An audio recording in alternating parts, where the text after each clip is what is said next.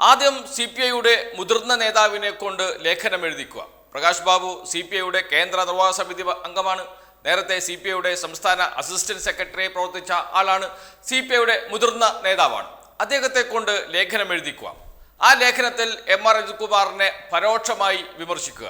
MR Ajith Kumar തൃശ്ശൂരിൽ പൂരം കലക്കുന്നതിന് വേണ്ടി നേതൃത്വം കൊടുത്തുവെന്നും അദ്ദേഹത്തിനെതിരെ നടപടി വേണം, അദ്ദേഹത്തെ മാറ്റി നിർത്തി അന്വേഷണം വേണമെന്ന് ആവശ്യപ്പെടുക. അതിനുശേഷം ആക്ഷേപഹാസ്യമായി മറ്റൊരു ലേഖനവും കൂടി പ്രസിദ്ധീകരിക്കുക. അതാണ് രണ്ടാം ഘട്ടം. മൂന്നാം ഘട്ടത്തിൽ ഇതാ ജനയുഗം മുഖപ്രസംഗത്തിലൂടെ രംഗത്ത് വന്നിരിക്കുന്നു. മുഖപ്രസംഗം എന്ന് വെച്ചാൽ ജനയുഗത്തിൻ്റെ അഭിപ്രായമാണ്. ജനയുഗത്തിൻ്റെ അഭിപ്രായം എന്ന് വെച്ചാൽ CPIയുടെ അഭിപ്രായമാണ്. CPIയുടെ മുഖപത്രമാണ് ജനയുഗം. അതുകൊണ്ട് CPIയുടെ അഭിപ്രായമാണ് മുഖപ്രസംഗത്തിലൂടെ പുറത്തു വരിക.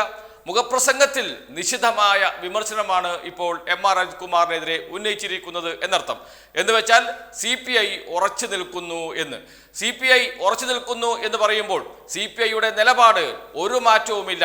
ഇപ്പോൾ മുഖ്യമന്ത്രിയുടെ മുന്നിൽ റിപ്പോർട്ട് ലഭിച്ചിരിക്കുന്നു.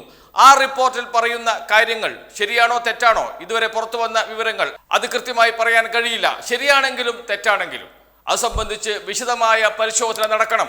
പോലീസിനെ വെള്ളപൂശാനുള്ള റിപ്പോർട്ടാണോ? MR അജിത് കുമാർ തയ്യാറാക്കിയ റിപ്പോർട്ട് തൻ്റെ കഴിവുകേട് അല്ലെങ്കിൽ തൻ്റെ ഇടപെടൽ മറച്ചുവെക്കുന്നതാണോ എന്ന ചോദ്യമാണ് മുഖപ്രസംഗത്തിൽ ചോദിക്കുന്നത് ജനയുഗം CPI.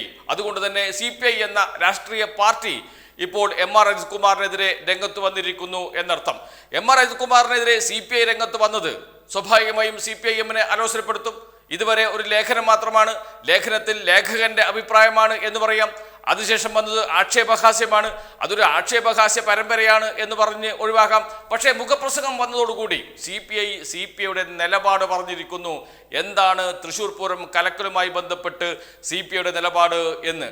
അതുകൊണ്ട് തന്നെ ഇനി വിഷയം ഒന്ന് കടുക്കും. LDFിലേക്കാണ് കാര്യങ്ങൾ നീങ്ങുന്നത് എന്നർത്ഥം. CPMഉം CPIയും തമ്മിൽ തൃശ്ശൂർ പൂരവുമായി ബന്ധപ്പെട്ട് തർക്കത്തിലേക്കാണോ കാര്യങ്ങൾ പോകുന്നത് എന്ന സംശയം, എന്ന സൂചന, സംശയമല്ല സൂചന, തർക്കത്തിലേക്കാണ് പോകുന്നത് എന്ന സൂചന നൽകുന്നതാണ് ഈ മുഖപ്രസംഗം. എന്തായാലും മുഖ്യമന്ത്രിയുടെ തീരുമാനം എന്താണ് എന്ന് അറിഞ്ഞതിന് ശേഷം മാത്രമേ അന്തിമ തീരുമാനത്തിലേക്ക് CPI എത്തുകയുള്ളൂ എന്ന് ഉറപ്പിക്കാം. ആ സൂചനയും ഈ മുഖപ്രസംഗം നൽകുന്നുണ്ട്. 2024 സെപ്റ്റംബർ 24 എഴുതിയ മുഖപ്രസംഗമാണ്. എന്ന് വെച്ചാൽ ഇന്ന് എഴുതിയ മുഖപ്രസംഗം. ആ മുഖപ്രസംഗം തുടങ്ങും തന്നെ ഇങ്ങനെയാണ്: ആശയക്കുഴപ്പങ്ങൾക്ക് വഴിവെച്ച അന്വേഷണ റിപ്പോർട്ട്. ഇതാണ് തലക്കെട്ട് മുഖപ്രസംഗത്തിന്റെ. ആ തലക്കെട്ടിനോടൊപ്പം തൃശ്ശൂർ പൂരത്തിന്റെ ചിത്രവും ADGP MR അജിത് കുമാറിന്റെ ചിത്രവും കൂടി കൊടുത്തിട്ടുണ്ട് എന്നോർക്കണം. എന്ന് വെച്ചാൽ പോരാട്ടം നേർക്കുനേർ തന്നെ എന്ന്. മുഖപ്രസംഗത്തിന്റെ ഒന്നാമത്തെ പാരഗ്രാഫും രണ്ടാമത്തെ പാരഗ്രാഫും അതിലാണ് ഈ വിഷയം കൃത്യമായും കൈകാര്യം ചെയ്തത്. അത് തുടങ്ങുന്നത് തന്നെ ഇങ്ങനെയാണ്. രണ്ടാമത്തെ പാരഗ്രാഫ്: പൂരം അലങ്കോലപ്പെടുത്തുന്നതിൽ ADGP MR അജിത് കുമാറിന് പങ്കുണ്ടെന്ന ആരോപണം പൊതുസമൂഹത്തിൽ ശക്തമാണ്. ആ സംശയത്തിന് ശക്തി പകരുന്ന പല വസ്തുതകളും പൊതുമണ്ഡലത്തിൽ ലഭ്യവുമാണ്. തൃശ്ശൂർ പൂരം പോലെ ലക്ഷങ്ങൾ പങ്കെടുക്കുന്ന ഒരു ഉത്സവത്തിന്റെ ക്രമസമാധാന സുരക്ഷാ ചുമതല പൂർണ്ണമായും താരതമ്യേന ജൂനിയറായ ഒരു ഉദ്യോഗസ്ഥരിൽ മാത്രം നിക്ഷിപ്തമായിരുന്നുവെന്ന് കരുതാനാവില്ല. അധികാര ശ്രേണിയിൽ കമ്മീഷണർക്ക് മേലെയുള്ള ADGP അടക്കം ഉന്നത ഉദ്യോഗസ്ഥരുടെ സാന്നിധ്യം പൂരദിവസങ്ങളിൽ തൃശ്ശൂരിൽ ഉണ്ടായിരുന്നുവെന്നാണ് അഭിജ്ഞ വൃത്തങ്ങൾ സാക്ഷ്യപ്പെടുത്തുന്നത്. പൂരത്തലേന്ന് ക്രമസമാധാന സുരക്ഷാ വിഷയങ്ങൾ വിലയിരുത്താൻ ചേർന്ന ഉന്നത പോലീസ് ഉദ്യോഗസ്ഥരുടെ യോഗത്തിൽ ADGP, DIG, commissioner, SP Mar തുടങ്ങിയവർ പങ്കെടുത്തിരുന്നു. ക്രമസമാധാന ചുമതലയുള്ള ഏറ്റവും മുതിർന്ന ഉദ്യോഗസ്ഥൻ എന്ന നിലയിലും മുൻ മധ്യമേഖല IG എന്ന നിലയിലുള്ള അനുഭവ സമ്പത്തിന്റെ അടിസ്ഥാനത്തിലും യോഗ നടപടികൾ നിയന്ത്രിക്കുന്നതിലും നിർദ്ദേശങ്ങൾ നൽകുന്നതിലും അജിത് കുമാർ നിർണായക പങ്ക് വഹിച്ചിരുന്നതായാണ് മനസ്സിലാക്കുന്നത്. മാത്രമല്ല ADGP സ്ട്രൈക്ക് ഫോഴ്സ് എന്ന ഹാൻഡ് ബാൻഡ് ധരിച്ച ഒരു സംഘം പോലീസുകാർ പൂരപ്പറമ്പിൽ സന്നിഹിതരായിരുന്നു. പൂരം അലങ്കോലപ്പെട്ട സമയത്ത് ADGP നഗരത്തിൽ തന്നെയുള്ള പോലീസ് അക്കാദമിയിൽ ഉണ്ടായിരുന്നെങ്കിലും ഗുരുതരമായ സംഭവവികാസങ്ങൾ ഇടപെട്ടിരുന്നില്ലെന്ന വസ്തുത ദുരൂഹമാണ്. ഈ പശ്ചാത്തലമാണ് പൂരം അലങ്കോലമായതിൻ്റെ ഉത്തരവാദിത്വം മുഴുവൻ കമ്മീഷണറിൽ മാത്രമായി കേന്ദ്രീകരിക്കുന്നതിലെ അസ്വാഭാവികത സംശയകരമാക്കുന്നത്. അന്വേഷണ ഘട്ടത്തിൽ ADGP മൊഴി നൽകാൻ എത്തിയവരോട് കമ്മീഷണറോ DIGയോ IG തീരുമാനിക്കേണ്ട വിഷയമായതുകൊണ്ടാണ് താൻ ഇടപെടാതിരുന്നതെന്നും ജില്ലാ കലക്ടർക്കും ഇടപെടാമായിരുന്നല്ലോ എന്ന് സൂചിപ്പിച്ചതായും വിവരമുണ്ട്. പൂരം അലങ്കോലപ്പെട്ടതിന്റെ ഉത്തരവാദിത്തം കമ്മീഷണറിലും ദേവസ്വങ്ങളിലും മാത്രമായി ഒതുക്കുകയും തുടർ നടപടികളെപ്പറ്റി റിപ്പോർട്ട് നിശബ്ദത പാലിക്കുന്നതായി മാധ്യമ റിപ്പോർട്ടുകൾ സൂചിപ്പിക്കുകയും ചെയ്യുമ്പോൾ അന്വേഷണത്തിന്റെ ഉദ്ദേശശുദ്ധിയാണ് ചോദ്യം ചെയ്യപ്പെടുന്നത് എന്ന്. ഈ സംഭവം നടക്കുമ്പോൾ എന്ന് വെച്ചാൽ പൂരം കലക്കൽ പ്രശ്നമൊക്കെ നടക്കുന്ന ഘട്ടത്തിൽ ADGP തൃശ്ശൂരുണ്ടായിരുന്നു. പൂരത്തലേന്ന് സുരക്ഷാ ക്രമീകരണങ്ങൾ ചർച്ച ചെയ്യുന്നതിനു വേണ്ടി ഉന്നതതല പോലീസ് ഉദ്യോഗസ്ഥരുടെ യോഗം വിളിച്ചിരുന്നു. ആ യോഗത്തിൽ ADGP പങ്കെടുത്തിരുന്നു. അതുമാത്രമല്ല, മധ്യമേഖല IG ആയി പ്രവർത്തിച്ചിട്ടുണ്ട് ADGP അജിത് കുമാർ മുമ്പ്. അതോടൊപ്പം തന്നെ ലോ ആൻഡ് ഓർഡർ ചുമതലയുള്ള ADGP കൂടിയാണ്. അങ്ങനെ തൃശ്ശൂരിൻ്റെ പൂരം എങ്ങനെയാണ് നടക്കുന്നത്, എങ്ങനെയാണ് നടത്തേണ്ടത് എന്നതിനെക്കുറിച്ച് ADGPയോട് പ്രത്യേകിച്ച് ആരും പഠിപ്പിക്കുകയോ പറഞ്ഞു കൊടുക്കുകയോ ചെയ്യേണ്ട കാര്യമില്ല. അനുഭവ സമ്പത്തുള്ള ADGPക്ക് ആ പ്രശ്നം വളരെ എളുപ്പത്തിൽ കൈകാര്യം ചെയ്യാൻ കഴിയുമായിരുന്നു. പക്ഷേ എന്തുകൊണ്ട് കൈകാര്യം ചെയ്തില്ല, ഇടപെട്ടില്ല എന്ന ചോദ്യമാണ് ഉയർന്നത്. അതോടൊപ്പം ADGPയുടെ നേരിട്ട് നിയന്ത്രണത്തിലുള്ള ADGP സ്ട്രൈക്ക് ഫോഴ്സ് എന്ന് പറഞ്ഞ പ്രത്യേക പോലീസ് സംഘം ഉണ്ടായിരുന്നു എന്നാണ് ജനയുഗം പറയുന്നത്. അങ്ങനെ ഒരു ബാൻഡ് ധരിച്ചുകൊണ്ടാണ് പോലീസ് സംഘം ഗ്രൗണ്ടിൽ ഉണ്ടായിരുന്നത്, പൂരപ്പറമ്പിൽ ഉണ്ടായിരുന്നത് എന്ന് പറയുന്നു. അങ്ങനെയാണെങ്കിൽ എന്തിന് അത്തരമൊരു സംവിധാനം ഏർപ്പെടുത്തി എന്ന ചോദ്യവും ഉയർന്നുണ്ട്. എന്ന് വെച്ചാൽ കാര്യങ്ങൾ കുഴങ്ങുകയാണ്, കുരുക്ക് മുറുകയാണ് ADGP അജിത് കുമാറിന് എന്ന കാര്യത്തിൽ സംശയമേയില്ല. CPI മുന്നിട്ടിറങ്ങി. PV അൻവർ എവിടെ നിന്നാണോ തുടങ്ങിയത് അവിടത്തേക്ക് ഇപ്പോൾ PV അൻവർ പറഞ്ഞിടത്തേക്ക് ഇപ്പോൾ CPI എത്തിയിരിക്കുന്നു. CPI PV അൻവറുടെ ആരോപണം ഏറ്റെടുത്തിരിക്കുന്നു. കൂടുതൽ തെളിവുകൾ CPI പുറത്തുവിടുന്നു, ജനയുഗം പുറത്തുവിടുന്നു എന്ന് പറയേണ്ടി വരും.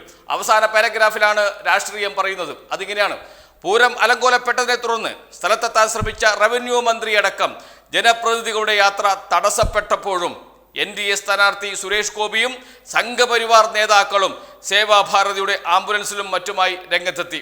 ചർച്ചകൾ ആരംഭിച്ചുവെന്നത് സംഭവം ആസൂത്രിത അജണ്ടയുടെ ഭാഗമാണെന്ന സംശയം ഫലപ്പെടുത്തുന്നു. വളരെ പ്രധാനപ്പെട്ട പ്രശ്നമാണ്. സംഭവം ശരിയാണെങ്കിൽ റവന്യൂ മന്ത്രിക്ക് സംഭവ സ്ഥലത്തേക്ക് പോകാൻ കഴിയുന്നില്ല, തടയുന്നു, ബാരിക്കേഡ് വെച്ച് തടയുന്നു. എന്നാൽ സുരേഷ് ഗോപി ദേവസ്വം ഓഫീസിലെത്തുന്നു, സംഭവ സ്ഥലത്ത് എത്തുന്നു. എങ്ങനെ? സേവാഭാരതിയുടെ ആംബുലൻസിലാണ് പോകുന്നത്. ആംബുലൻസ് പോകുമ്പോൾ ആരാണ് അതിലുള്ളത് എന്ന് നോക്കാൻ പോലീസ് ഉദ്യോഗസ്ഥർ തയ്യാറാകില്ലേ? അല്ലെങ്കിൽ ആംബുലൻസിൽ പോകുന്നതിന് വേണ്ടി പ്രത്യേകം ഏർപ്പാട് നേരത്തെ ചെയ്തിരുന്നോ?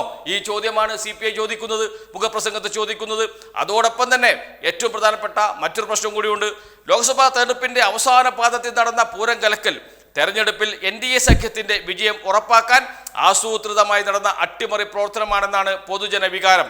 ആ വിശ്വാസം തെറ്റാണെങ്കിൽ യുക്തിഭദ്രമായി അത് തിരുത്താൻ ഉതകുന്ന അന്വേഷണവും അതിൻ്റെ റിപ്പോർട്ടുമാണ് ജനങ്ങൾ പ്രതീക്ഷിക്കുന്നത്. മുഖ്യമന്ത്രി ഇന്ന് ഓഫീസിലെത്തി റിപ്പോർട്ട് പരിശോധിക്കുമെന്നാണ് പറഞ്ഞിട്ടുള്ളത്.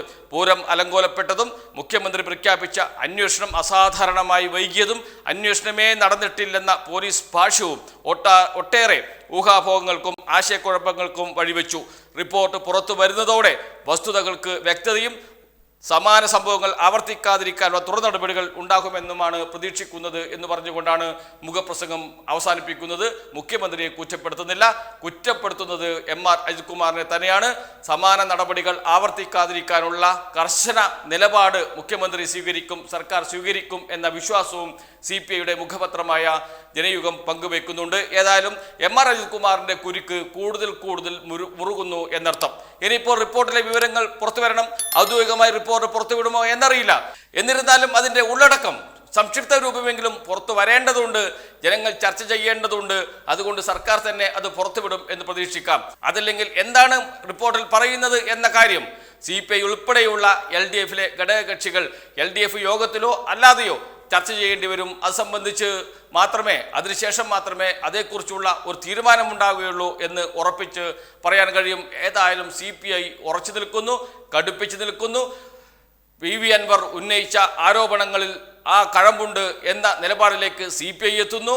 MR അജിത് കുമാറിൻ്റെ കുരുക്ക് മുറുകുന്നു. MR അജിത് കുമാറിനെ ആ സ്ഥാനത്ത് തുടരാൻ കഴിയാത്ത അവസ്ഥയിലേക്ക് സംഭവങ്ങൾ എത്തിച്ചേരുന്നു. സംശയങ്ങൾ ബാക്കിയാണ് എന്നതുകൊണ്ട് തന്നെ.